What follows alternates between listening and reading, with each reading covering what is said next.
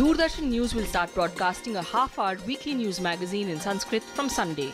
It includes news features and discussions and will be entirely in Sanskrit. In his pre-launch message, the Prasar Bharati chairman stressed on the unifying force of the language. Sanskrit is actually the mother of all of our languages. Sanskrit is taught in 254 universities across the world and in 40 languages. While people talk of linguistic diversity, what actually Sanskrit does is it ensures the linguistic unity of India, because it is the glue that binds all our Bharatiya languages. नृत्य के विषय में तो संस्कृत हमारी पूरी पृष्ठभूमि है. संस्कृत एक तरीके से कुंजी है. दुनिया की कई भाषाओं की जननी है संस्कृत भाषा. संस्कृत भाषा में वार्तावली शुरू हो रही.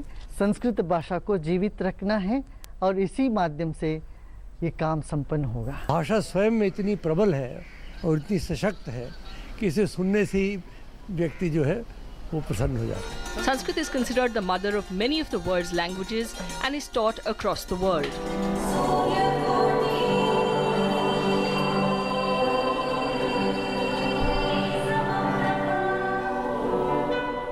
संस्कृत भाषा अस्माकं मूल भाषा. संस्कृत भाषा अस्माकं संस्कृतेः भाषा. संस्कृत भाषा भगवतः भाषा. German and Sanskrit have striking similarities. And it's also a fact that the German universities offer the best of Sanskrit learning, teaching and research outside India in the whole world. The launch of Vartavali coincides with the 16th World Sanskrit Conference being organized in Bangkok from 28th June to the 2nd of July.